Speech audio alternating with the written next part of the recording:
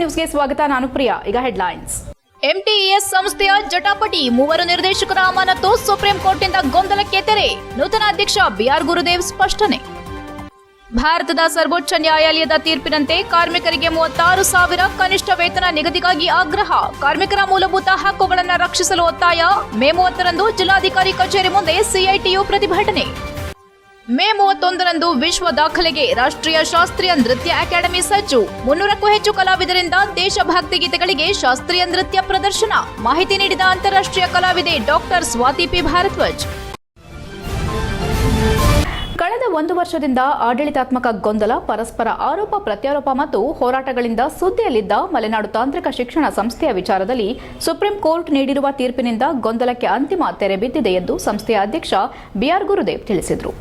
ಹಾಸನ ನಗರದ ಸಂಸ್ಥೆಯ ಸಭಾಂಗಣದಲ್ಲಿ ಪತ್ರಿಕಾಗೋಷ್ಠಿಯನ್ನು ಉದ್ದೇಶಿಸಿ ಮಾತನಾಡಿದ ಅವರು, ಸಂಸ್ಥೆಯ ಯಾವುದೇ ಮಹತ್ವದ ನಿರ್ಣಯಗಳನ್ನು ಕೈಗೊಳ್ಳಲು ಕಾಮಗಾರಿ ಸಮಿತಿಗೆ ಪರಮಾಧಿಕಾರ ಹೊಂದಿರುವಂತೆ ಬೈಲಾ ರೂಪಿಸಲಾಗಿದ್ದರೂ ಮಾಜಿ ಅಧ್ಯಕ್ಷ ಆರ್ಟಿ ದ್ಯಾವೇಗೌಡ ಹಾಗೂ ಕಾರ್ಯದರ್ಶಿ ಜಗದೀಶ್ ಚೌಡವಳ್ಳಿ ಅವರ ಏಕಪಕ್ಷೀಯ ನಿರ್ಧಾರಗಳು ಮತ್ತು ದುರಾಡಳಿತದಿಂದ ಸಂಸ್ಥೆಯ ಆಡಳಿತ ವ್ಯವಸ್ಥೆಗೊಂಡಿದೆ ಎಂದು ಆರೋಪಿಸಿದರು.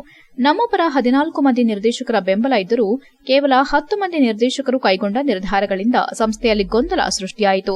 ಸುಪ್ರೀಂ ಕೋರ್ಟ್ನಲ್ಲಿ ಪ್ರಶ್ನಿಸಲಾಗಿತ್ತು. ಇದೀಗ ಸುಪ್ರೀಂ ಕೋರ್ಟ್ ಮಹತ್ವದ ತೀರ್ಪು ನೀಡಿರುವುದು ಸಂಸ್ಥೆ ದಾರಿಯಾಗಿದೆ ಎಂದರು. ಸಂಸ್ಥೆಯ ಮಾಜಿ ಅಧ್ಯಕ್ಷ ಅಶೋಕ್ ಹಾರನಹಳ್ಳಿ ಮಾತನಾಡಿ, ಸಂಸ್ಥೆಯಲ್ಲಿ 80 ಕೋಟಿ ಅವ್ಯವಹಾರ ನಡೆದಿದೆ ಎನ್ನುವವರ ಆರೋಪಗಳಿಗೆ ಯಾವುದೇ ದಾಖಲೆ ಇಲ್ಲ. ವಿದ್ಯಾರ್ಥಿಗಳ ಡೊನೇಷನ್ ಮತ್ತು ಇತರೆ ಮೂಲಗಳಿಂದ ವರ್ಷಕ್ಕೆ ಸುಮಾರು 50 ಕೋಟಿ ಆದಾಯ ಬರುತ್ತದೆ.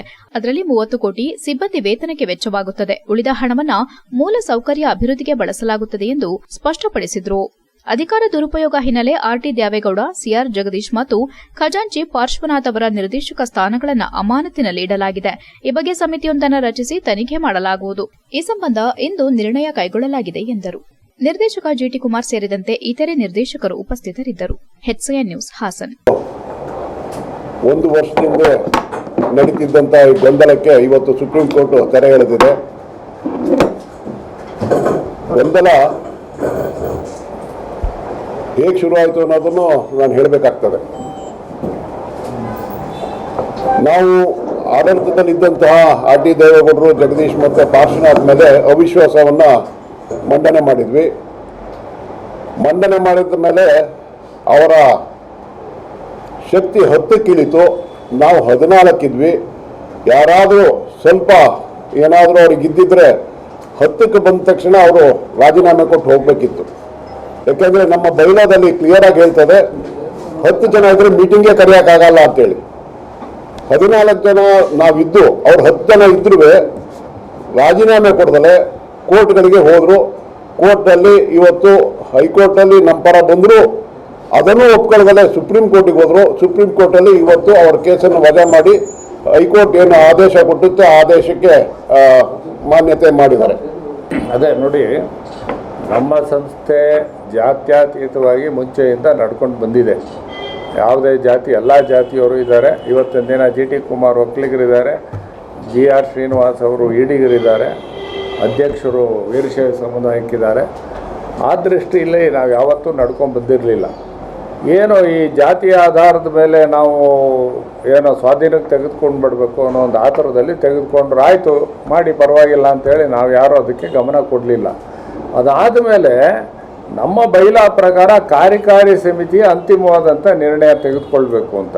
ಕಾರ್ಯಕಾರಿ ಸಮಿತಿ ಮುಂದೆ ಬರದಲ್ಲೇ ಏಕಪಕ್ಷೀಯವಾಗಿ ಅನೇಕ ನಿರ್ಧಾರಗಳನ್ನ ತೆಗೆದುಕೊಂಡು ಹೋದ್ರು. ನಾವೇನು ಬರಲಿಲ್ಲ. ನಾನು ಅಧ್ಯಕ್ಷನಾಗಿ ಬಿಟ್ಟ ಮೇಲೆ ನಾನು ಈ ಕಡೆ ಬರಲಿಲ್ಲ. ನೀವು ಆಯಿತು ಮಾಡಿ ನಡೆಸ್ಕೊಳ್ಳಿ ನೋಡೋಣ ಅಂತ.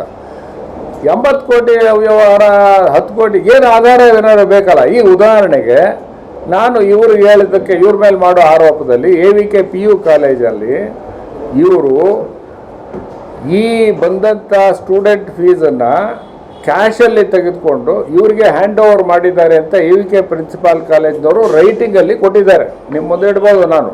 ನೀವು 80 ಕೋಟಿ 50 ಕೋಟಿ 80 ಕೋಟಿ ಇಲ್ವಲ್ಲ. ಅವ್ಯವಹಾರ ಮಾಡೋಕ್ಕೆ ನಮ್ಮದು ಟೋಟಲ್ ಎಂಜಿನಿಯರಿಂಗ್ ಕಾಲೇಜಲ್ಲಿ ಕಲೆಕ್ಟ್ ಆಗೋದೇ ನಮ್ಮದು 50 ಕೋಟಿ ಚಿಲ್ಲರೆ. 50 ಕೋಟಿಯಲ್ಲಿ 30 ಕೋಟಿಗೂ ಹೆಚ್ಚಿಗೆ ಸಂಬಳಕ್ಕೆ ಹೋಗುತ್ತೆ.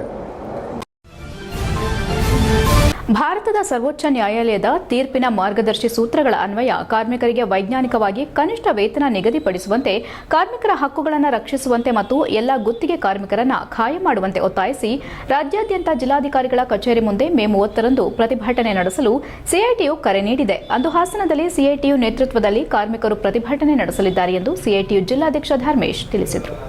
ಕರ್ನಾಟಕ ರಾಜ್ಯದ ಎಲ್ಲಾ ವಿಭಾಗದ ಕಾರ್ಮಿಕರಿಗೆ ಅವೈಜ್ಞಾನಿಕವಾಗಿ ಕನಿಷ್ಠ ವೇತನ ಪರಿಷ್ಕರಿಸಿ ಕೂಡಲೇ ಅಂತಿಮ ಅಧಿಸೂಚನೆ ಹೊರಡಿಸಬೇಕೆಂದು ಆಗ್ರಹಿಸಿ ರಾಜ್ಯಾದ್ಯಂತ ಎಲ್ಲಾ ಜಿಲ್ಲಾಧಿಕಾರಿಗಳ ಕಚೇರಿಗೆ ಮುತ್ತಿಗೆ ಹಾಕಿ ತೀವ್ರ ಪ್ರತಿಭಟನೆ ನಡೆಸಬೇಕೆಂದು ಏಪ್ರಿಲ್ 30ರಂದು ನಡೆದ ಸಿಐಟಿಯು ರಾಜ್ಯ ಪದಾಧಿಕಾರಿಗಳ ಸಭೆಯಲ್ಲಿ ತೀರ್ಮಾನಿಸಿ ಕರೆ ನೀಡಲಾಗಿತ್ತು. ಇದೇ ಸಂದರ್ಭದಲ್ಲಿ ಮೇ 22ರಂದು ಕರ್ನಾಟಕ ಸರ್ಕಾರ ಕಾರ್ಮಿಕರಿಗೆ ಕನಿಷ್ಠ ವೇತನ ನಿಗದಿಪಡಿಸಿ ಅಂತಿಮ ಅಧಿಸೂಚನೆ ಹೊರಡಿಸಿದೆ. ಸಿಐಟಿಯು ರಾಜ್ಯಾದ್ಯಂತ ನಡೆಸಿದ ತೀವ್ರತರವಾದ ಪ್ರಚಾರಕ್ಕೂ ಮತ್ತು ಹೋರಾಟಗಳ ಫಲವಾಗಿ ಪ್ರತಿ ಉದ್ದಿಮೆಗೆ ಪ್ರತ್ಯೇಕವಾಗಿ ಮಾಡದೆ ಬಹುತೇಕ ಉದ್ದಿಮೆಗಳಿಗೆ ಏಕರೂಪವಾಗಿ ಮತ್ತು ಹಿಂದೆ ಇದ್ದ 4 ವಲಯಕ್ಕೆ ಬದಲಾಗಿ 3 ವಲಯಗಳಾಗಿ ಮಾಡಿ ಕನಿಷ್ಠ ವೇತನ ಪರಿಷ್ಕರಣೆ ಮಾಡಿ ಮೇ 22ರಂದು ರಾಜ್ಯ ಸರ್ಕಾರ ಹೊರಡಿಸಿರುವ ಅಂತಿಮ ಅಧಿಸೂಚನೆಯನ್ನ ಸಿಐಟಿಯು ಸ್ವಾಗತಿಸುತ್ತದೆ. ಆದರೆ ಈಗ ಮೇ 22ರಂದು ಹೊರಡಿಸಿರುವ ಅಂತಿಮ ಅಧಿಸೂಚನೆ ಕೂಡ ಸುಪ್ರೀಂ ಕೋರ್ಟ್ ಮಾರ್ಗಸೂಚಿಗಳ ಅನ್ವಯ ಇರುವುದಿಲ್ಲ. ಆದ್ದರಿಂದ ಕರ್ನಾಟಕ ರಾಜ್ಯ ಸರ್ಕಾರ ಕಾರ್ಮಿಕರ ಈ ನ್ಯಾಯಯುತ ಬೇಡಿಕೆಗಳನ್ನು ಈಡೇರಿಸಬೇಕೆಂದು ಆಗ್ರಹಿಸಿ ದಿನಾಂಕ 30 ಮೇ 2026ರಂದು ರಾಜ್ಯದ ಎಲ್ಲಾ ಜಿಲ್ಲಾಧಿಕಾರಿಗಳ ಕಚೇರಿ ಮುಂದೆ ಬೃಹತ್ ಪ್ರತಿಭಟನೆ ನಡೆಸಲು ಸಿಐಟಿಯು ರಾಜ್ಯ ಸಮಿತಿ ಕರೆ ನೀಡಿದೆ. ಈ ಹಿನ್ನೆಲೆಯಲ್ಲಿ ಮೇ 30ರ ಶನಿವಾರ ಸಿಐಟಿಯು ನೇತೃತ್ವದಲ್ಲಿ ಹಾಸನ ಜಿಲ್ಲಾಧಿಕಾರಿ ಕಚೇರಿ ಮುಂದೆ ಕಾರ್ಮಿಕರು ಸಿಐಟಿಯು ನೇತೃತ್ವದಲ್ಲಿ ಬೃಹತ್ ಪ್ರತಿಭಟನೆ ನಡೆಸಲಿದ್ದಾರೆ. ಈ ಹೋರಾಟಕ್ಕೆ ಹಾಸನ ಜಿಲ್ಲೆಯ ಎಲ್ಲಾ ವಿಭಾಗದ ಕಾರ್ಮಿಕರು ಹೆಚ್ಚಿನ ಸಂಖ್ಯೆಯಲ್ಲಿ ಪಾಲ್ಗೊಳ್ಳಬೇಕೆಂದು ಮನವಿ ಮಾಡಿದ್ದಾರೆ. ಎಲ್ಲಾ ಕಾರ್ಮಿಕರು ಮೇ 30 ಶನಿವಾರ ಬೆಳಗ್ಗೆ 10:30ಕ್ಕೆ ಸರಿಯಾಗಿ ಹಾಸನದ ಮಹಾರಾಜ ಪಾರ್ಕಿಗೆ ಬಂದು ಸೇರಬೇಕೆಂದು ಮನವಿ ಮಾಡಲಾಗಿದೆ. ಈ ವೇಳೆ ಸಿಐಟಿಯು ಜಿಲ್ಲಾ ಪ್ರಧಾನ ಕಾರ್ಯದರ್ಶಿ ಎಂಬಿ ಪುಷ್ಪ, ಸಿಐಟಿಯು ಜಿಲ್ಲಾ ಖಜಾಂಚಿ ಅರವಿಂದ್, ಪ್ಲಾಂಟೇಷನ್ ಕಾರ್ಮಿಕ ಸಂಘದ ಕಾರ್ಯದರ್ಶಿ ಸೌಮ್ಯ, ಗ್ರಾಮ ಪಂಚಾಯಿತಿ ನೌಕರರ ಸಂಘದ ಪ್ರಧಾನ ಕಾರ್ಯದರ್ಶಿ ಕೆಟಿ ಹೊನ್ನೇಗೌಡ, ಅಂಗನವಾಡಿ ನೌಕರರ ಸಂಘದ ಪ್ರಧಾನ ಕಾರ್ಯದರ್ಶಿ ಮಂಜುಳಾ, ಪೌರ ಮುನಿಸಿಪಲ್ ಕಾರ್ಮಿಕರ ಸಂಘದ ಪ್ರಧಾನ ಕಾರ್ಯದರ್ಶಿ ಪ್ರಕಾಶ್ ಉಪಸ್ಥಿತರಿದ್ದರು. HCN news Hassan. ಕಾರ್ಮಿಕರನ್ನ ಕಾಯಂ ಮಾಡಬೇಕು. ಇಡೀ ರಾಜ್ಯ ಇರತಕ್ಕಂಥ ಸರ್ಕಾರಿ ವಲಯ ಮತ್ತು ಖಾಸಗಿ ವಲಯ ಇರತಕ್ಕಂಥ ಎಲ್ಲ ಗುತ್ತಿಗೆ ಕಾರ್ಮಿಕರನ್ನ ಕಾಯಂ ಮಾಡಬೇಕು. ಅವ್ರಿಗೂ ಕೂಡ ಈ ಕನಿಷ್ಠ ವೇತನ ಜಾರಿ ಮಾಡಬೇಕು ಅನ್ನೋಂಥ ಬೇಡಿಕೆ ಇಟ್ಟು ನಾವು ಮತ್ತೊಮ್ಮೆ ಹೋರಾಟಕ್ಕೆ ಹೋಗಬೇಕು ಅಂದ್ಕೊಂಡಿದ್ದೀವಿ. ಸೊ ಹಾಗಾಗಿ ಇವತ್ತಿನ ಪತ್ರಿಕಾಗೋಷ್ಠಿಯಲ್ಲಿ ಪ್ರಮುಖವಾಗಿ ನಾನು ಸಾರ್ವಜನಿಕರ ಮುಂದೆ ಮನವಿ ಮಾಡ್ಕೊಳ್ತೀನಿ ಅಂತಂದರೆ, ರಾಜ್ಯ ಸರ್ಕಾರ ಮೊನ್ನೆ ನಡೆಸಿರ್ತಕ್ಕಂಥ ಕನಿಷ್ಠ ವೇತನವನ್ನು ನಾವು ಸ್ವಾಗತಿಸ್ತೇವೆ. ಸ್ವಾಗತಿಸೋ ಸಂದರ್ಭದಲ್ಲೇ ಅದರಲ್ಲೇನು ಲೋಪ ಆಗಿದೆ, ಈ ಯಾವ್ಯಾವ ವಿಭಾಗದ ಕಾರ್ಮಿಕರು, ಪ್ಲಾಂಟೇಷನ್ ಕಾರ್ಮಿಕರು ಅಥವಾ ತೋಟ ಕಾರ್ಮಿಕರನ್ನ ಏನು ಬಿಡಲಾಗಿದೆ, ಸ್ಕೀಮ್ ನೌಕರರು ಬಿಡಲಾಗಿದೆ, ಅದನ್ನು ಒಳಪಡಿಸಬೇಕು ಮತ್ತು ಎಲ್ಲ ಇಲಾಖೆಗಳಿಗೆ ಪ್ರತ್ಯೇಕ ಆದೇಶವನ್ನು ಓಡಿಸಬೇಕು ಅಂತ ಒತ್ತಾಯ ಮಾಡ್ತೇವೆ. ಮತ್ತು ಈಗಾಗಲೇ ಮಾಲೀಕರು ಇವತ್ತು ಇಡೀ ರಾಜ್ಯಾದ್ಯಂತ ಇರತಕ್ಕಂಥ ಉದ್ಯಮಗಳ ಮಾಲೀಕರು ಇದು ಬೆಲೆ ಏರಿಕೆ ಆಗಿರೋದ್ರಿಂದ, ಸಂಬಳ ಜಾಸ್ತಿ ಆಗಿರೋದ್ರಿಂದ ನಾವು ಇದನ್ನ ವಾಪಸ್ ಮಾಡಬೇಕು ಒತ್ತಾಯ ಮಾಡಿದ್ರೆ ಅವರು ಕೋರ್ಟ್ಗೆ ಹೋಗ್ತಕ್ಕಂಥ ಚಾನ್ಸಸ್ಗಳು ಇದೆ. ಅಂಥದೇ ಸಂದರ್ಭದಲ್ಲೂ ಕೂಡ ರಾಜ್ಯ ಸರ್ಕಾರ ಅದಕ್ಕೆ ತಡೆ ಒಡ್ಡಬೇಕು, ಈ ಆದೇಶವನ್ನು ಜಾರಿ ಮಾಡೋದಕ್ಕೆ ಕಟಿಬದ್ಧವಾಗಿರಬೇಕು ರಾಜ್ಯ ಸರ್ಕಾರ ಅಂತ ಒತ್ತಾಯ ಮಾಡ್ತಾ ಇದ್ದೀವಿ. ಜೊತೆಗೆ ಕಾರ್ಮಿಕ ಸಮಿತಿಗಳನ್ನು ಏನು ಆಗಿರ್ತಕ್ಕಂಥ ಬದಲಾವಣೆಗಳನ್ನು ತಿದ್ದುಪಡಿ ನಾಡಿನ ಸಾಂಸ್ಕೃತಿಕ ವೈಭವವನ್ನು ಜಾಗತಿಕ ಮಟ್ಟದಲ್ಲಿ ಪರಿಚಯಿಸುವ ಉದ್ದೇಶದಿಂದ ರಾಷ್ಟ್ರೀಯ ಶಾಸ್ತ್ರೀಯ ನೃತ್ಯ ಅಕಾಡೆಮಿ ಚನ್ನರಾಯಪಟ್ಟಣ ವತಿಯಿಂದ ವಿಶ್ವ ದಾಖಲೆ ನಿರ್ಮಿಸಲು ಮೇ 31, 2026ರಂದು ಬೆಂಗಳೂರಿನ ಡಾಕ್ಟರ್ ಬಿಆರ್ ಅಂಬೇಡ್ಕರ್ ಸ್ಟೇಡಿಯಂನಲ್ಲಿ ಬೃಹತ್ ಸಾಂಸ್ಕೃತಿಕ ಕಾರ್ಯಕ್ರಮ ಆಯೋಜಿಸಲಾಗಿದೆ ಎಂದು ಆಯೋಜನಾ ಕಾರ್ಯದರ್ಶಿ ವಿದುಷಿ ಡಾಕ್ಟರ್ ಸ್ವಾತಿ ಪಿ ಭಾರದ್ವಾಜ್ ತಿಳಿಸಿದರು. ಪತ್ರಿಕಾಗೋಷ್ಠಿಯಲ್ಲಿ ಸೋಮವಾರ ಮಾತನಾಡಿ, ಇಂಟರ್ನ್ಯಾಷನಲ್ ಬುಕ್ ಆಫ್ ರೆಕಾರ್ಡ್ಸ್ ವಿಶ್ವ ದಾಖಲೆ ನಿರ್ಮಿಸುವ ಮಹತ್ವಾಕಾಂಕ್ಷಿ ಪ್ರಯತ್ನಕ್ಕೆ ಅಕಾಡೆಮಿ ಸಜ್ಜಾಗಿದೆ. ಸಂಜೆ 4 ಗಂಟೆಗೆ ನಡೆಯಲಿರುವ ಈ ವಿಶೇಷ ಕಾರ್ಯಕ್ರಮದಲ್ಲಿ 300ಕ್ಕೂ ಹೆಚ್ಚು ನೃತ್ಯ ಕಲಾವಿದರು ಏಕಕಾಲದಲ್ಲಿ ದೇಶಭಕ್ತಿ ಗೀತೆಗಳಿಗೆ ಶಾಸ್ತ್ರೀಯ ನೃತ್ಯ ಪ್ರದರ್ಶನ ನೀಡಲಿದ್ದು, ಉದ್ಘಾಟನೆಯನ್ನ ಉಚ್ಚ ನ್ಯಾಯಾಲಯದ ನ್ಯಾಯಮೂರ್ತಿ ವಿ ಶ್ರೀಶಾನಂದ ನೆರವೇರಿಸಲಿದ್ದಾರೆ. Largest number of participants performing patriotic songs in classical dance form ವಿಭಾಗದಲ್ಲಿ ವಿಶ್ವ ದಾಖಲೆ ನಿರ್ಮಿಸುವ ಗುರಿಯನ್ನ ಹೊಂದಲಾಗಿದೆ ಎಂದರು. ಈ ಕಾರ್ಯಕ್ರಮಕ್ಕೆ ಮಂತ್ರಾಲಯದ ಪರಮ ಪೂಜ್ಯ ಡಾಕ್ಟರ್ ಶ್ರೀ ಶ್ರೀ ಸುಬುಧೇಂದ್ರ ತೀರ್ಥ ಶ್ರೀಪಾದಂಗಳವರ ದಿವ್ಯ ಆಶೀರ್ವಾದ ದೊರೆತಿದ್ದು, ಬೆಂಗಳೂರಿನ ಉಚ್ಚ ನ್ಯಾಯಾಲಯದ ಹಿರಿಯ ನ್ಯಾಯಮೂರ್ತಿಗಳಾದ ಗೌರವಾನ್ವಿತ ವಿ ಶ್ರೀಶಾನಂದ ಅವರು ಕಾರ್ಯಕ್ರಮವನ್ನು ಉದ್ಘಾಟಿಸಲಿದ್ದಾರೆ. ವಿವಿಧ ಕ್ಷೇತ್ರದ ಗಣ್ಯರು, ಕಲಾಭಿಮಾನಿಗಳು ಮತ್ತು ಸಾಂಸ್ಕೃತಿಕ ಸಂಘಟನೆಗಳ ಪ್ರತಿನಿಧಿಗಳು ಕಾರ್ಯಕ್ರಮದಲ್ಲಿ ಭಾಗವಹಿಸಲಿದ್ದಾರೆ. ಈಗಾಗಲೇ ಮಂತ್ರಾಲಯದಲ್ಲಿ ಏಕಕಾಲದಲ್ಲಿ 300 ನೃತ್ಯ ಕಲಾವಿದರನ್ನ ಒಂದೇ ವೇದಿಕೆಯಲ್ಲಿ ಸೇರಿಸಿ ನಾಮರಾಮಾಯಣ ಗೀತೆಗೆ ನೃತ್ಯ ಪ್ರದರ್ಶನ ನೀಡುವ ಮೂಲಕ ಇಂಟರ್ನ್ಯಾಷನಲ್ ಬುಕ್ ಆಫ್ ರೆಕಾರ್ಡ್ ಸಾಧನೆ ಮಾಡಿರುವ ರಾಷ್ಟ್ರೀಯ ಶಾಸ್ತ್ರೀಯ ನೃತ್ಯ ಅಕಾಡೆಮಿ ಹಲವು ಸಾಂಸ್ಕೃತಿಕ ದಾಖಲೆಗಳ ಮೂಲಕ ರಾಜ್ಯದ ಗಮನ ಸೆಳೆದಿದೆ. ಇದೀಗ ಮತ್ತೊಮ್ಮೆ ವಿಶ್ವಮಟ್ಟದಲ್ಲಿ ಕನ್ನಡದ ಸಾಂಸ್ಕೃತಿಕ ಪರಂಪರೆಯ ಹೆಗ್ಗಳಿಕೆಯನ್ನ ಸಾರುವ ಹೊಸ ದಾಖಲೆಗೆ ಅಕಾಡೆಮಿ ಮುಂದಾಗಿದೆ ಎಂದರು. ಶಾಸ್ತ್ರೀಯ ನೃತ್ಯ ಕೇವಲ ಕಲೆಯಲ್ಲ, ಅದು ನಮ್ಮ ಸಂಸ್ಕೃತಿ, ಪರಂಪರೆ ಹಾಗೂ ದೇಶಭಕ್ತಿಯ ಪ್ರತೀಕವಾಗಿದೆ. ಯುವ ಪೀಳಿಗೆಗೆ ಭಾರತೀಯ ಸಾಂಸ್ಕೃತಿಕ ಮೌಲ್ಯಗಳನ್ನು ಪಸರಿಸುವ ಉದ್ದೇಶದಿಂದ ಈ ಕಾರ್ಯಕ್ರಮ ಆಯೋಜಿಸಲಾಗಿದೆ ಎಂದು ತಿಳಿಸಿದರು. ಪತ್ರಿಕಾಗೋಷ್ಠಿಯಲ್ಲಿ ನ್ಯಾಷನಲ್ ಕ್ಲಾಸಿಕಲ್ ಡ್ಯಾನ್ಸ್ ಅಕಾಡೆಮಿ ಅಧ್ಯಕ್ಷೆ ಶ್ರೀಮತಿ ಅನಿತಾ ಪ್ರಕಾಶ್, ಅಕಾಡೆಮಿ ಸಂಚಾಲಕ ಪ್ರಕಾಶ್ ಸೇರಿದಂತೆ ಇತರರು ಉಪಸ್ಥಿತರಿದ್ದರು. HCN news, Hassan. ನಮ್ಮ ನ್ಯಾಷನಲ್ ಕ್ಲಾಸಿಕಲ್ ಡ್ಯಾನ್ಸ್ ಅಕಾಡೆಮಿ 2017ರಲ್ಲಿ ಪ್ರಾರಂಭವಾಗಿದ್ದು, ಮಂತ್ರಾಲಯದ ಪೀಠಾಧಿಪತಿಗಳಾದಂತಹ ಶ್ರೀ ಡಾಕ್ಟರ್ ಸುಬುಧೇಂದ್ರ ತೀರ್ಥ ಸ್ವಾಮೀಜಿಯವರು ಇದರ ಗೌರವಾಧ್ಯಕ್ಷರು. ಹಾಗೆ ಹಲವಾರು IAS KAS ಆಫೀಸರ್ಸ್ಗಳು, ಸಿವಿಲ್ ಜಡ್ಜ್ಗಳು ಇದಕ್ಕೆ ಲೀಗಲ್ ಅಡ್ವೈಸರ್ ಆಗಿ ನಮಗೆ ಸಪೋರ್ಟ್ ಮಾಡ್ತಾ ಬಂದಿದ್ದಾರೆ. 2024ರಲ್ಲಿ ನಾವು ಮಂತ್ರಾಲಯದಲ್ಲಿ ನಾಮರಾಮಾಯಣಂ ಅನ್ನುವಂಥ ಒಂದು ಕಾನ್ಸೆಪ್ಟನ್ನ ಇಟ್ಕೊಂಡು 360 ಜನನ್ನ ಸೇರಿಸಿ, ಅಂದರೆ ಆಲ್ ಓವರ್ ವರ್ಲ್ಡಿಂದ ಕ್ಲಾಸಿಕಲ್ ಡ್ಯಾನ್ಸ್ ಆರ್ಟಿಸ್ಟ್ಗಳನ್ನು, ಅದರಲ್ಲೂ ಭರತನಾಟ್ಯ ಮಾಡುವಂಥ ಮಕ್ಕಳಿಂದ ಹಿಡಿದು ಪ್ರೊಫೆಷ್ನಲ್ ಆರ್ಟಿಸ್ಟ್ ಎಲ್ಲರನ್ನೂ ಸೇರಿಸಿ ಇಂಟರ್ನ್ಯಾಷನಲ್ ಬುಕ್ ಆಫ್ ರೆಕಾರ್ಡ್ಸ್ ಅಟೆಂಪ್ಟನ್ನು ಮಂತ್ರಾಲಯದಲ್ಲಿ ಮಾಡಿದ್ವಿ ಆಗಸ್ಟ್ 2024ರಲ್ಲಿ. ಅದು ಕಂಪ್ಲೀಟ್ ಆಗಿ ಸಕ್ಸಸ್ ಆಗಿದೆ. ಆ್ಯಂಡ್ ಅದರದ್ದು ಮುಂಚೆ ಕೂಡ ಇಲ್ಲಿ ಪ್ರೆಸ್ ಮೀಟ್ ಮಾಡಿದ್ವಿ. ಇವಾಗ ಮಾಡ್ತಿರೋವಂಥದ್ದು ಕಮ್ಮಿಂಗ್ 31 ಮೇ ಬೆಂಗಳೂರಲ್ಲಿರುವಂತಹ ಅಂಬೇಡ್ಕರ್ ಸ್ಟೇಡಿಯಮ್ಮಲ್ಲಿ ನಾವು ಮತ್ತೊಂದು ಇಂಟರ್ನ್ಯಾಷನಲ್ ಬುಕ್ ಆಫ್ ರೆಕಾರ್ಡ್ಸ್ ಅಟೆಂಪ್ಟನ್ನು ಮಾಡ್ತಾ ಇದ್ದೀವಿ. ಆದರೆ ಇದು ಸ್ವಲ್ಪ ಡಿಫ್ರೆಂಟ್ ಆಗಿರುವಂಥದ್ದು ಅಂತ ಹೇಳಿದ್ರೆ ತಪ್ಪಾಗಲ್ಲ. ಯಾಕೆ ಅಂತ ಅಂದರೆ ನಮ್ಮ ಕ್ಲಾಸಿಕಲ್ ಡ್ಯಾನ್ಸ್ ಫಾರ್ಮ್ ಅಂದರೆ ಭರತನಾಟ್ಯಂ ಆಗಿರ್ಬೋದು, ಕಥಕ್ ಆಗಿರ್ಬೋದು, ಕುಚಿಪುಡಿ ಆಗಿರ್ಬೋದು, ಈ ಥರ ಒಂದು ಫಾರ್ಮ್ಸ್ಗಳನ್ನು ಇಟ್ಕೊಂಡು ಪೇಟ್ರಿಯಾಟಿಕ್ ಸಾಂಗ್ಸ್, ದೇಶಭಕ್ತಿ ಗೀತೆಗಳಿಗೆ ಮಾಡಿ ಇಂಟರ್ನ್ಯಾಷನಲ್ ಬುಕ್ ಆಫ್. HCN ನ್ಯೂಸ್ನಲ್ಲಿ ಈಗ ಒಂದು ಪುಟ್ಟ ಬ್ರೇಕ್. ಓ ರಮೇಶ, ಹಾಯ್ ಸುರೇಶ, ನೀನೇನೋ ಇಲ್ಲಿ? ನನ್ ಮಗನ್ನ PU ಜೊತೆಗೆ CA ಮಾಡ್ಸೋಣ ಅಂದ್ರೆ ನನ್ನ ಮಗ ಸ್ಪೋರ್ಟ್ಸ್ ಕಲ್ಚರಲ್ಸ್ ಅಂತಿದ್ದಾನೆ. ಏನ್ ಮಾಡೋದು? ಅದಕ್ಕೆ ಟೆನ್ಷನ್. ಡೈರೆಕ್ಟ್ ಆಗಿ ಕರ್ಕೊಂಡು ಹೋಗಿ ಪ್ರತಿ ಸಲ 100% ರಿಸಲ್ಟ್ ತಗೋತಿರೋ ನಮ್ಮ ಸೆಂಟ್ರಲ್ ಕಾಮರ್ಸ್ ಕಾಲೇಜ್ಗೆ ಸೇರ್ಸು. ಅಲ್ಲಿ ಪ್ರತಿ ವರ್ಷ ಸ್ಟೇಟ್ ರ್ಯಾಂಕ್ಸ್ ಹಾಗೆ ಜಿಲ್ಲೆಗೆ ಫಸ್ಟ್ ರ್ಯಾಂಕ್ ತಗೊಳ್ಳೋ ಜೊತೆಗೆ CA CS ಗೆ ಕೋಚಿಂಗ್ ಕೊಟ್ಟು ಒಳ್ಳೆ ರಿಸಲ್ಟ್ ಕೊಡ್ತಿರೋ ಜಿಲ್ಲೆಯ ನಂಬರ್ 1 ಕಾಮರ್ಸ್ ಕಾಲೇಜು. ಅಲ್ಲ, CA ಕೇಳಿದೀನಿ, CS ಅಂದ್ರೆ ಕಂಪನಿ ಸೆಕ್ರೆಟರಿ ಅಂತ. ಅದು CA ತರನೇ ಪ್ರೊಫೆಷನಲ್ ಕೋರ್ಸು. ಇಡೀ ಜಿಲ್ಲೆಯಲ್ಲಿ CS ಗೆ ಕೋಚಿಂಗ್ ಕೊಡ್ತಿರೋದು ಇದೊಂದೇ ಕಾಲೇಜು. ಜೊತೆಗೆ PU ಡಿಗ್ರಿ ಎಲ್ಲ ಸ್ಟೂಡೆಂಟ್ಸ್ ಗೂ advance excel, SAP, tally, power BI ತರ ಆಡ್ ಆನ್ ಕೋರ್ಸ್ ಗಳು ಇವೆ. ಇಷ್ಟೇ ಅಲ್ಲಪ್ಪ, ಡಿಗ್ರಿ ಸ್ಟೂಡೆಂಟ್ಸ್ ಗೆ ಪ್ಲೇಸ್ಮೆಂಟ್ ಟ್ರೈನಿಂಗ್ ಕೊಟ್ಟು ಕ್ಯಾಂಪಸ್ ಇಂಟರ್ವ್ಯೂ ಮಾಡಿಸ್ತಾರೆ. ಮತ್ತೆ ಪ್ರತಿ ವರ್ಷ ಕಾಲೇಜಿನ 50 ರಿಂದ 60 ವಿದ್ಯಾರ್ಥಿಗಳು ಒಳ್ಳೊಳ್ಳೆ ಕಂಪನಿಗೆ ಸೆಲೆಕ್ಟ್ ಆಗ್ತಿದ್ದಾರೆ. ಜೊತೆಗೆ ಸ್ಪೋರ್ಟ್ಸ್ ನಲ್ಲಿ ಈ ಕಾಲೇಜ್ ನ ಮಕ್ಕಳು ಸ್ಟೇಟ್ ಮತ್ತೆ ನ್ಯಾಷನಲ್ಸ್ ಗೂ ಹೋಗ್ತಾರೆ. ಕಲ್ಚರಲ್ಸ್ ಗೆ ಟ್ಯಾಲೆಂಟ್ ಹಂಟ್ ಅಂತ ಹಬ್ಬನೇ ಮಾಡ್ತಾರೆ. ಹಾಗಾದ್ರೆ ಕಾಮರ್ಸ್ ಮಕ್ಕಳಿಗೆ ಬೇಕಿರೋ A to Z ಇದೊಂದೇ ಕಾಲೇಜ್ ನಲ್ಲಿ ಸಿಗುತ್ತೆ ಅಂತ ಆಯ್ತು. ಹೌದು, ಹುಡುಗರಿಗೂ ಹುಡುಗಿಯರಿಗೂ ಪ್ರತ್ಯೇಕ ಹಾಸ್ಟೆಲ್ ವ್ಯವಸ್ಥೆ ಕೂಡ ಇದೆ. ಅದೇ ನಮ್ಮ ಸೆಂಟ್ರಲ್ ಕಾಮರ್ಸ್ ಕಾಲೇಜ್. ಪ್ರವೇಶಾತಿಗಾಗಿ ಸಂಪರ್ಕಿಸಿ central commerce PU college, Saibaba temple ಎದುರು, ಸಾಲಗಾಮಿ ರಸ್ತೆ, Hassan. Central commerce degree college, Salagami ರಸ್ತೆ, ಹಾಸನ. ದೂರವಾಣಿ ಸಂಖ್ಯೆ 9916141544 ಮತ್ತು 9902301522.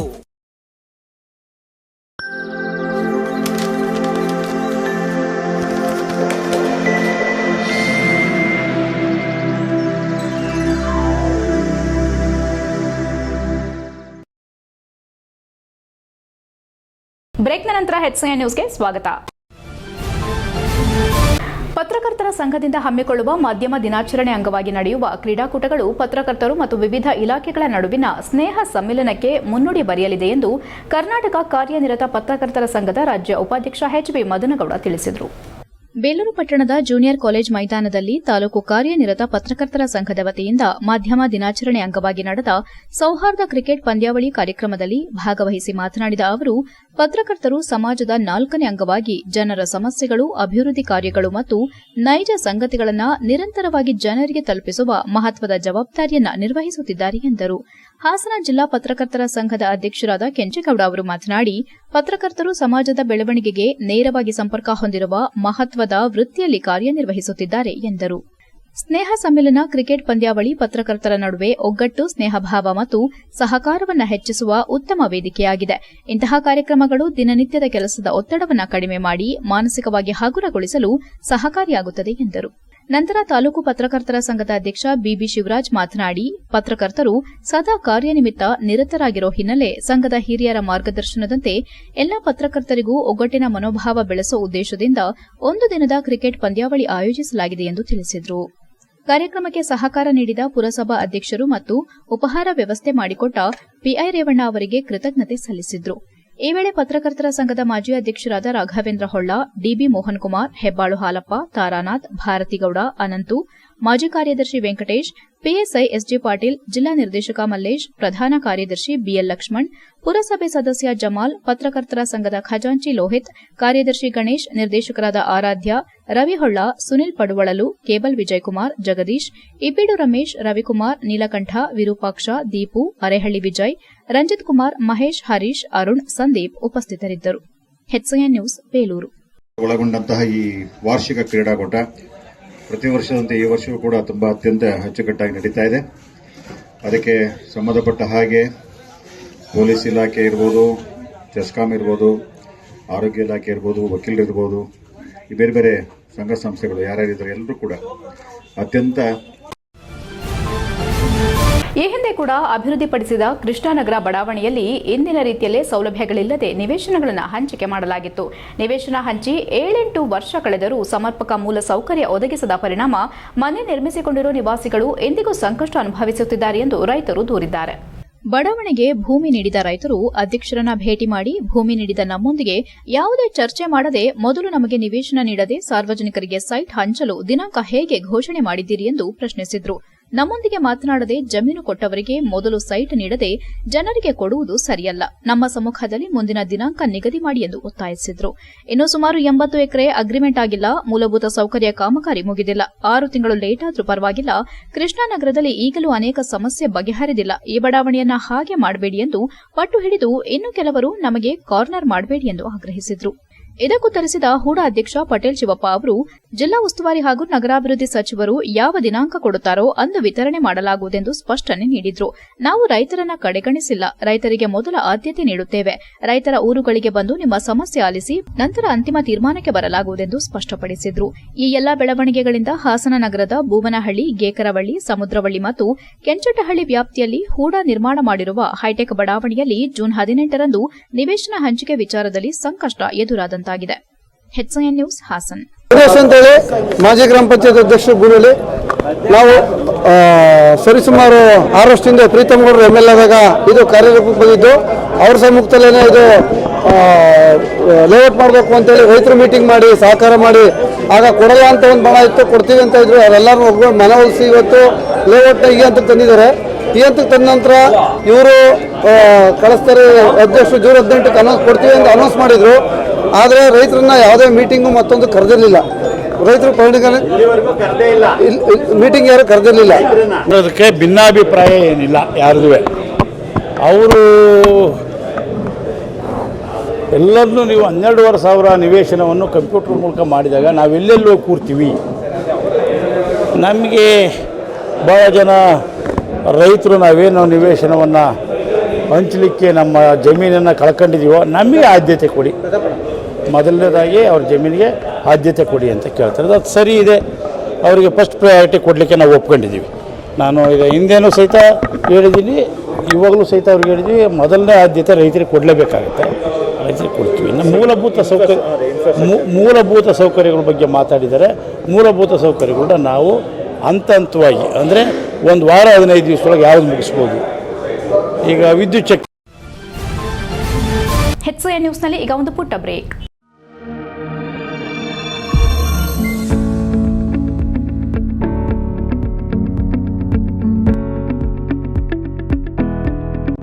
I'm Silma Bigara. I'm a student of Central Commerce College, Hassan. ನಾನು ಬೋರ್ಡ್ ಎಕ್ಸಾಮ್ಸ್ ಅಲ್ಲಿ 591 ಸ್ಕೋರ್ ಮಾಡಿದ್ದೀನಿ 600ಗೆ. ಇದೆಲ್ಲದಕ್ಕೂ ಕಾಲೇಜ್ ಸಪೋರ್ಟ್ ಮಾಡಿದೆ, ಕಾಲೇಜ್ ನಂಗೆ ತುಂಬಾ ಸಪೋರ್ಟ್ ಮಾಡಿದೆ. Hi everyone, I'm Sarayu from Central Commerce College. I've secured 591, 98.5. I'm so happy with this, but ಇನ್ನೂ ಬರಬೇಕಿತ್ತು. ಸೊ ಬಟ್ ಇದೆಲ್ಲ ಲೆಕ್ಚರರ್ಸ್ ಪೇರೆಂಟ್ಸ್ ಸಪೋರ್ಟ್ ಇಂದಾನೆ ಸಾಧ್ಯ ಆಗಿದ್ದು. ತುಂಬಾನೇ ಸಪೋರ್ಟ್ ಮಾಡಿದ್ದಾರೆ ಕಾಲೇಜಲ್ಲಂತೂ. ಲೈಕ್ ಬರೀ ಸ್ಟಡೀಸ್ ಅಂತ ಅಲ್ಲ, ಕಲ್ಚರಲ್ ಆಗ್ಲಿ ಅಥವಾ ಸ್ಪೋರ್ಟ್ಸ್ ಆಗ್ಲಿ ಎಲ್ಲಾದ್ರಲ್ಲೂ ತುಂಬಾನೇ ಸಪೋರ್ಟ್ ಇದೆ. ಆಪರ್ಚುನಿಟೀಸ್ ಯಾವುದಕ್ಕೂ ಕಡಿಮೆ ಇಲ್ಲ, ಎಲ್ಲದಕ್ಕೂ ಕೊಡ್ತಾರೆ. ಒಳ್ಳೆ ಸ್ಥಾನಕ್ಕೆ ಬೆಳೆಯಕ್ಕೆ ಹೆಲ್ಪ್ ಮಾಡ್ತಾರೆ. I am so grateful for them. ಎಲ್ಲ ಅವ್ರ ಸಪೋರ್ಟ್ ಇಂದಾನೆ ಆಗಿದೆ. Sir Pramod, a student of Central Commerce College. I secured 591 out of 600. To be here, I am very thankful to my lecturers and my parents who supported me to achieve these marks. Thank you for all for supporting me. ನನ್ನ ಹೆಸರು ದೇವಿಕಾ. ನಾನು central commerce ಕಾಲೇಜಲ್ಲಿ second PU ಮುಗಿಸಿದ್ದೀನಿ. ನಾನು ಈಗ 2026 ಅದು second PU exam ಅಲ್ಲಿ 590 score ಮಾಡಿದ್ದೀನಿ 600ಗೆ. I was expecting still more. Revaluation ಆಗ್ತೀನಿ. ಐ ನೋ ಡೆಫಿನೆಟ್ಲಿ ನಾನು ಅಚೀವ್ ಮಾಡ್ತೀನಿ. ಇನ್ನು ನಾನೇನು ಎಕ್ಸ್ಪೆಕ್ಟ್ ಮಾಡಿದೆ ಅದನ್ನ ಅಂತ. ಐ ಆಮ್ ಮೇಘನಡಿ, students of central commerce college. I score 590. ಎಲ್ಲರಿಗೂ ನಮಸ್ಕಾರ. ನಾನು ಮಹೇಶ್, ಸೆಂಟ್ರಲ್ ಕಾಮರ್ಸ್ ಕಾಲೇಜಿನ ಸಂಸ್ಥಾಪಕ. 2025-26 ಸಾಲಿನ ದ್ವಿತೀಯ PUC ಫಲಿತಾಂಶದಲ್ಲಿ ನಮ್ಮ ಕಾಲೇಜು ಮತ್ತೊಮ್ಮೆ 100% ಫಲಿತಾಂಶವನ್ನು ಪಡ್ಕೊಂಡಿದೆ. ಸತತ 9ನೇ ಬಾರಿಗೆ 100% ಫಲಿತಾಂಶವನ್ನು ಪಡೆದು ನಮ್ಮ ಕಾಲೇಜಿನ ವಿದ್ಯಾರ್ಥಿಗಳು ಜಿಲ್ಲೆಯಲ್ಲಿ ಇತಿಹಾಸವನ್ನೇ ಸೃಷ್ಟಿ ಮಾಡಿದ್ದಾರೆ. ಜೊತೆಗೆ ಕಳೆದ 8 ವರ್ಷಗಳ ಫಲಿತಾಂಶಕ್ಕಿಂತ ಈ ವರ್ಷದಲ್ಲಿ ಅತ್ಯುತ್ತಮ ಫಲಿತಾಂಶವನ್ನ ಪಡ್ಕೊಂಡಿದ್ದೇವೆ. ನಮ್ಮ ಕಾಲೇಜಿನ ಯಾವುದೋ ಒಬ್ಬ ಅಥವಾ ಇಬ್ಬರು ವಿದ್ಯಾರ್ಥಿಗಳು ಉತ್ತಮ ಫಲಿತಾಂಶವನ್ನ ಪಡ್ಕೊಂಡಿರೋದಲ್ಲ. ಕಾಲೇಜಿನ ಒಬ್ಬ ಅಥವಾ ಇಬ್ಬರು ವಿದ್ಯಾರ್ಥಿಗಳು ಉತ್ತಮ ಫಲಿತಾಂಶವನ್ನ ಪಡ್ಕೊಂಡು ಉಳಿದ ವಿದ್ಯಾರ್ಥಿಗಳು ಸಾಧಾರಣ ಫಲಿತಾಂಶವನ್ನ ಪಡ್ಕೊಂಡ್ರೆ ಅಥವಾ ಕೆಲವು ವಿದ್ಯಾರ್ಥಿಗಳು ಫೇಲ್ ಆದರೆ ಅದನ್ನ ಉತ್ತಮ ಫಲಿತಾಂಶ ಅಂತ ಆಗ್ಲಿ ಅಥವಾ ಉತ್ತಮ ಗುಣಮಟ್ಟದ ಶಿಕ್ಷಣ ಅಂತ ಆಗ್ಲಿ ಖಂಡಿತ ಹೇಳಲಿಕ್ಕೆ ಬರೋದಿಲ್ಲ. ನಮ್ಮ ಕಾಲೇಜಿನ ವಿಶೇಷತೆ, ಕಾಲೇಜಿನ ಎಲ್ಲ ವಿದ್ಯಾರ್ಥಿಗಳು ಅತ್ಯುತ್ತಮ ಫಲಿತಾಂಶವನ್ನು ಪಡ್ಕೊಂಡಿದ್ದಾರೆ, ಅತ್ಯುತ್ತಮ ಸಾಧನೆಯನ್ನ ಮಾಡಿದ್ದಾರೆ. ಪರೀಕ್ಷೆಗೆ ಹಾಜರಾದ ವಿದ್ಯಾರ್ಥಿಗಳ ಸಂಖ್ಯೆ 178, ಡಿಸ್ಟಿಂಕ್ಷನ್ಸ್ 142, ಎಬೋ 90% 113, ಎಬೋ 95% 63 ವಿದ್ಯಾರ್ಥಿಗಳು ಹಾಗೂ 100 ಔಟ್ ಆಫ್ 100 92 ವಿದ್ಯಾರ್ಥಿಗಳು. ಜೊತೆಗೆ ನಮ್ಮ ಕಾಲೇಜಿನ ಎಲ್ಲ 178 ವಿದ್ಯಾರ್ಥಿಗಳ ಸರಾಸರಿ ಅಂದ್ರೆ ಆವರೇಜ್ ಮಾರ್ಕ್ಸ್ ಅಂದ್ರೆ ಕಾಲೇಜಿನ ಪ್ರತಿಯೊಬ್ಬ ವಿದ್ಯಾರ್ಥಿ ಪಡ್ಕೊಂಡಿರುವಂತಹ ಸರಾಸರಿ ಅಂಕಗಳು 91%. ಇದು ಒಂದು ಕಾಮರ್ಸ್ ಕಾಲೇಜ್ ಸೃಷ್ಟಿ ಮಾಡಿರುವಂತಹ ಒಂದು ಇತಿಹಾಸ ಅಂತಾನೆ ಹೇಳ್ಬೋದು. ಜೊತೆಗೆ ಪರೀಕ್ಷೆಗೆ ಹಾಜರಾದ 178 ವಿದ್ಯಾರ್ಥಿಗಳಲ್ಲಿ 176 ವಿದ್ಯಾರ್ಥಿಗಳ ಫಲಿತಾಂಶ ಅವರ SSLC ಫಲಿತಾಂಶಕ್ಕಿಂತ ಹೆಚ್ಚಾಗಿರುವಂತದ್ದು ಕಾಲೇಜಿನ ಗುಣಮಟ್ಟಕ್ಕೆ ಹಾಗೂ ಕಾಲೇಜು ಪ್ರತಿಯೊಬ್ಬ ವಿದ್ಯಾರ್ಥಿಗೆ ನೀಡುತ್ತಿರುವಂತಹ ಪ್ರಾಮುಖ್ಯತೆಗೆ ಸಾಕ್ಷಿ. ಕಾಲೇಜಿನ ಎಲ್ಲ ವಿದ್ಯಾರ್ಥಿಗಳಿಗೆ ಅಭಿನಂದನೆಗಳನ್ನು ಸಲ್ಲಿಸ್ತಾ ಇದ್ದೇನೆ. Thank you so much.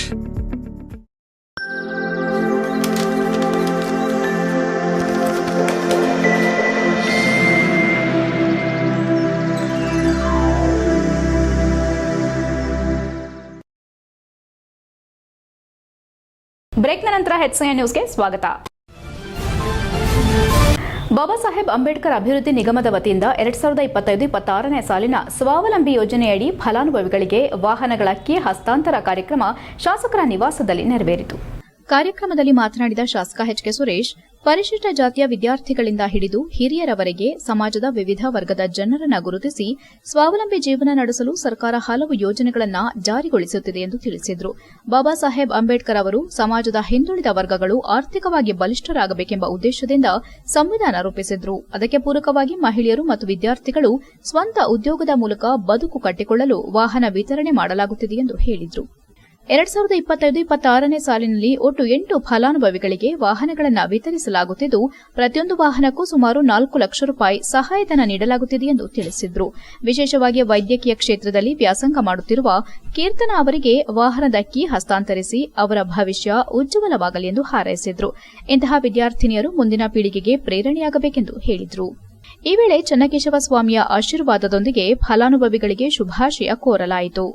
HCN news, Belur. 25-26ನೇ ಸಾಲಿನಲ್ಲಿ 8 ಸ್ವಾವಲಂಬಿ ಯೋಜನೆಯ ವಾಹನಗಳು ಬಂದಿರತಕ್ಕಂಥದ್ದು. ಅದರಲ್ಲಿ ಪರಿಶಿಷ್ಟ ಜಾತಿಯ ವಿದ್ಯಾರ್ಥಿಗಳಿಂದ ಹಿಡಿದು ಹಿರಿಯರಿಂದ ಹಿಡಿದು ಗುರುತಿಸಿ ಅವರಿಗೆ ಮಹಿಳೆಯರಿಗೆ ವಿಶೇಷವಾಗಿ ಸ್ವಾವಲಂಬಿಯಾಗಿ ಬದುಕಬೇಕು ಅಂತಕ್ಕಂಥದ್ದಕ್ಕೆ ಬಾಬಾ ಸಾಹೇಬ್ ಅಂಬೇಡ್ಕರ್ ಅವರು ಸಂವಿಧಾನ ಬರೆದಿದ್ರು. ಅದಕ್ಕೆ ಪೂರಕವಾಗಿ ಒಂದು ವಿದ್ಯಾರ್ಥಿಗೆ ಈ ಗಾಡಿಯನ್ನು ಕೊಡಿಸಿದರೆ ಅವರ ಜೀವನ ಪಾವನವಾಗುತ್ತೆ ಅಂತಕ್ಕಂಥ ಉದ್ದೇಶದಿಂದ ವಿಶೇಷವಾಗಿ ವೈದ್ಯಕೀಯ ಕ್ಷೇತ್ರದಲ್ಲ ಹುಡುಗಿ ಕೆಲಸ ಮಾಡ್ತಾ ಇದೆ. ಮುಂದಿನ ಪೀಳಿಗೆಗೆ ಒಂದು ಆದೇಶವನ್ನು ಕೊಟ್ಟಂಗಾಗುತ್ತೆ ಅಂತಕ್ಕಂಥದ್ದಕ್ಕೋಸ್ಕರ ಇವತ್ತು 4 ಲಕ್ಷ ಸಬ್ಸಿಡಿನಲ್ಲಿ ಸುಮಾರು 8 ಜನಕ್ಕೆ ಗಾಡಿಗಳನ್ನ ವಿತರಣೆ ಮಾಡ್ತೀವಿ. ಇದು ಕೀರ್ತನ.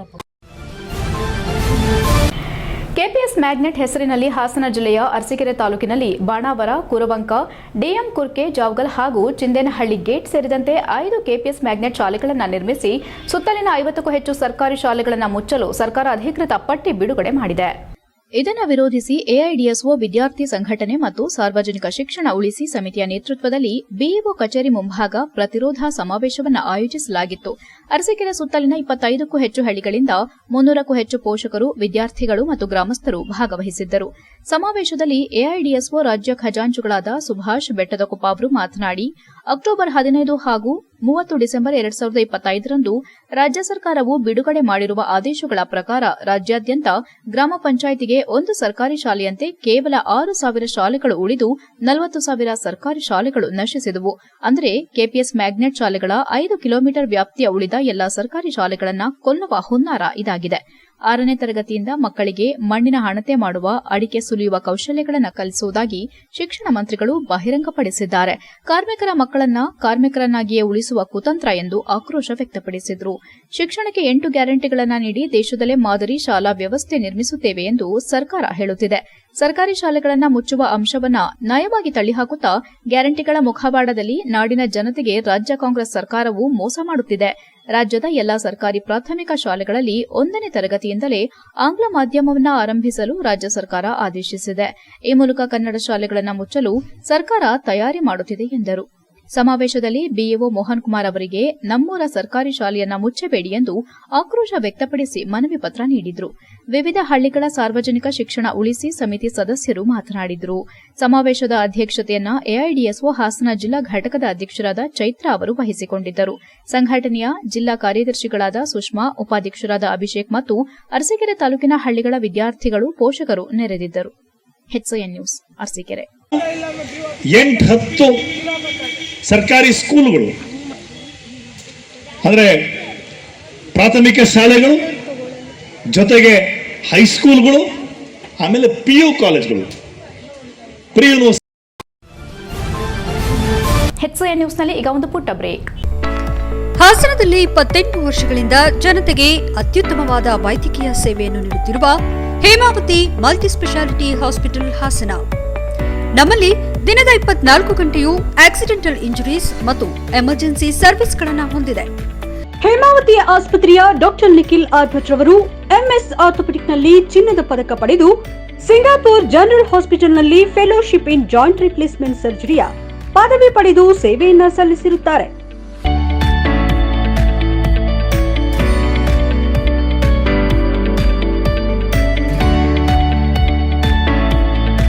ನಮ್ಮಲ್ಲಿ ಆಂಬ್ಯುಲೆನ್ಸ್ ಸೇವೆಯೂ ಲಭ್ಯ. ಇನ್ನೇಕೆ ತಡ?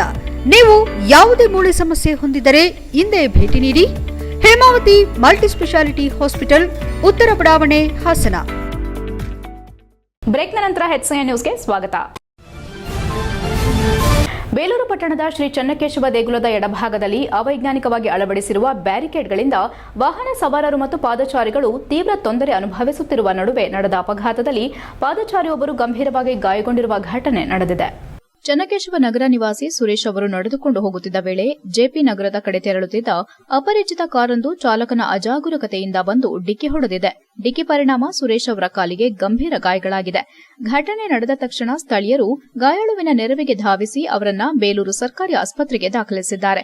ಬಳಿಕ ವೈದ್ಯರ ಸಲಹೆ ಮೇರೆಗೆ ಹೆಚ್ಚಿನ ಚಿಕಿತ್ಸೆಗೆ ಜಿಲ್ಲಾಸ್ಪತ್ರೆಗೆ ರವಾನಿಸಲಾಯಿತು. ಸ್ಥಳೀಯ ನಿವಾಸಿಗಳು ದೇವಸ್ಥಾನದ ಸುತ್ತಮುತ್ತ ಅವೈಜ್ಞಾನಿಕ ಬ್ಯಾರಿಕೇಡ್ಗಳನ್ನು ಅಳವಡಿಸಿರುವುದರಿಂದ ರಸ್ತೆ ಕಿರಿದಾಗಿ ವಾಹನ ಸಂಚಾರ ಅಸ್ತವ್ಯಸ್ತಗೊಂಡಿದೆ ಎಂದು ಆರೋಪಿಸಿದ್ದಾರೆ.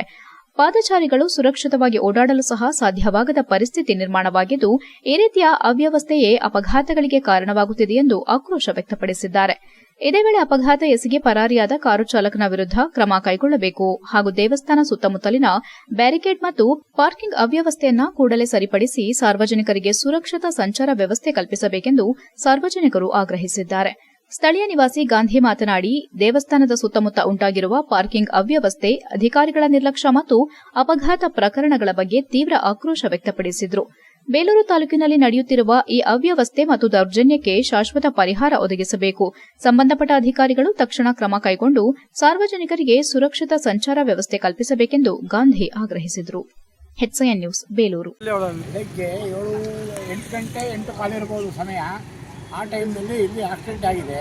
ಆದರೂ ಆ ಪಾರ್ಟಿ ಮಾನವೀಯತೆ ಇಲ್ಲದ ನನ್ನ ಮಗ, ಅವನು ಡ್ರೈವರ್ಗಳು ಏನಾಗಿದೆ, ನನ್ನ ಅತ್ತೆ ಮಗನೇ ಸ್ವಂತ ಅತ್ತೆ ಮಗನಿಗೆ ಅವನಿಗೆ ಆಕ್ಸಿಡೆಂಟ್ ಆಗಿದೆ, ಕಾಲು ಮುರಿದೋಗಿದೆ. ಆಯಿತಾ, ಅವನು ಕಾರ್ ಇಟ್ಟಾರೆ, ಅವನಿಗೆ ಕೋಟಿ ಮಾಡಿದ್ರೆ ನನಗೇನಿಲ್ಲ. ಆದರೂ ಅವನು ಮಾನವೀಯತೆ ಬೇಕಲ್ವಾ? ಮಾನವೀಯತೆ ಏನಿಲ್ಲ, ನಾನು ಮನುಷ್ಯರು ಬಿಟ್ಟಿದ್ದಾರೆ. ಅವರು ಏನಾಗಿದೆ ಅಂತ ನೋಡೋಬೇಕಲ್ವಾ? ತಪ್ಪು ಯಾರದೇ ಆಗಿರಲಿ, ಅವನದೇ ಆಗಿರಲಿ ತಪ್ಪು, ನಂದೇ ಆಗಿರಲಿ, ಇನ್ನೊಬ್ಬಂದಾಗಿರಲಿ, ಅದು ನೋಡೋಬೇಕಲ್ವಾ? ನೋಡಿದ್ರೆ ಅವನು ಹಂಗೆ ಹೋದ, ಅವನು ಆ ಕಡೆ ಸೈಡ್ ಇಟ್ಟಲ್ಲಿ ಅವನಿಗೆ ಮಾನವೀಯತೆ ಇದೆಯಾ? ಇದಕ್ಕೆ ನಮಗೆ ನ್ಯಾಯ ತೋರಿಸ್ಕೊಡಿ ಅಂತ ಹೇಳ್ಬಿಟ್ಟು ನಾವು ಕೇಳ್ತಾ ಇದ್ದೀವಿ. ಎಲ್ಲ ಯಾವಾಗ BJP ಮುಖಂಡ ಇಲ್ಲಿ ಬೆಳಗ್ಗೆ ಒಂದು ಆಕ್ಸಿಡೆಂಟ್ ಆಯಿತು. ಇವರು ಬ್ಯಾರಿಕೇಟು ಈ ಮೇನ್ ರೋಡಿಗೆ ಹಾಕಂತಾರೆ. ಮೇನ್ ರೋಡಿಗೆ ಹಾಕೊಂಡಾಗ ವೆಹಿಕಲ್ಸು ಓಡಾಡೋಕ್ಕಾಗಲ್ಲ. ವೆಹಿಕಲ್ಸು ಅಂದರೆ ಬೆಳಗ್ಗೆ ಒಂದು ಆಕ್ಸಿಡೆಂಟ್ ಆಗಿ ಕಾಲು ಪೂರಾ ಮುರಿದ ಇದೆ, ಅವನಿಗೆ ಫ್ರ್ಯಾಕ್ಚರ್ ಆಗಿದೆ. ಆ ಕಾರ್ನವನು ಮತ್ತೆ ನೋಡ್ದಂಗೆ ಹೋಗಿದ್ದಾನೆ, ಸೈಡಿಗೆ ಎತ್ತೋಗಿದ್ದಾನೆ. ಯಾರು ದೇವಸ್ಥಾನ ಹೇಳಿದ್ರಂತೆ ಹೋಗಿ ನೀನು ತಪ್ಪಿಲ್ಲ ಅಂತವ. ಅವ್ನು ಬಡವ ಒಂಥರ ನ್ಯಾಯ ಆದರೆ ಶ್ರೀಮಂತರು ಒಂಥರ ನ್ಯಾಯ ಆಗ್ತದೆ. ದಯವಿಟ್ಟು ಹೇಳ್ತೀವಿ, ಜಿಲ್ಲಾ ಅಧಿಕಾರಿಗಳು ಪಾರ್ಕಿಂಗ್ನ ಹಿಂದ್ಗಡೆ ಮಾಡಿ ಅಂತ ಹೇಳ್ತಿದ್ರು. ಎಲ್ಲ ಇಲ್ಲೇ ನಿಲ್ಸ್ಕೊಂಡು ಇವರು ಪಾರ್ಕಿಂಗ್ ಉದ್ದೇಶಕ್ಕೋಸ್ಕರ ದೇವಸ್ಥಾನ ಉದ್ಧಾರ ಆಗಲಿ ಅಂತ ದೇವಸ್ಥಾನ ಉದ್ಧಾರ ಆಗ್ತಿಲ್ಲ. ಕೊನೆಯಲ್ಲಿ ಮತ್ತೊಮ್ಮೆ ಮುಖ್ಯಾಂಶಗಳು. MTES ಸಂಸ್ಥೆಯ ಜಟಾಪಟಿ, 3 ನಿರ್ದೇಶಕರ ಅಮಾನತು, ಸುಪ್ರೀಂ ಕೋರ್ಟ್ನಿಂದ ಗೊಂದಲಕ್ಕೆ ತೆರೆ. ನೂತನ ಅಧ್ಯಕ್ಷ BR ಗುರುದೇವ್ ಸ್ಪಷ್ಟನೆ. ಭಾರತದ ಸರ್ವೋಚ್ಚ ನ್ಯಾಯಾಲಯದ ತೀರ್ಪಿನಂತೆ ಕಾರ್ಮಿಕರಿಗೆ 36,000 ಕನಿಷ್ಠ ವೇತನ ನಿಗದಿಗಾಗಿ ಆಗ್ರಹ. ಕಾರ್ಮಿಕರ ಮೂಲಭೂತ ಹಕ್ಕುಗಳನ್ನು ರಕ್ಷಿಸಲು ಒತ್ತಾಯ. ಮೇ 30ರಂದು ಜಿಲ್ಲಾಧಿಕಾರಿ ಕಚೇರಿ ಮುಂದೆ CITU ಪ್ರತಿಭಟನೆ. ಮೇ 31ರಂದು ವಿಶ್ವ ದಾಖಲೆಗೆ ರಾಷ್ಟ್ರೀಯ ಶಾಸ್ತ್ರೀಯ ನೃತ್ಯ ಅಕಾಡೆಮಿ ಸಜ್ಜು. 300ಕ್ಕೂ ಹೆಚ್ಚು ಕಲಾವಿದರಿಂದ ದೇಶಭಕ್ತಿ ಗೀತೆಗಳಿಗೆ ಶಾಸ್ತ್ರೀಯ ನೃತ್ಯ ಪ್ರದರ್ಶನ. ಮಾಹಿತಿ ನೀಡಿದ ಅಂತಾರಾಷ್ಟ್ರೀಯ ಕಲಾವಿದೆ ಡಾಕ್ಟರ್ ಸ್ವಾತಿ P. ಭಾರದ್ವಾಜ್. ಇಷ್ಟೊತ್ತು ನೀವು ನೋಡಿದ್ದು ಹಾಸನದ ಸುದ್ದಿ ಅಂದ್ರೆ HCN ನ್ಯೂಸ್.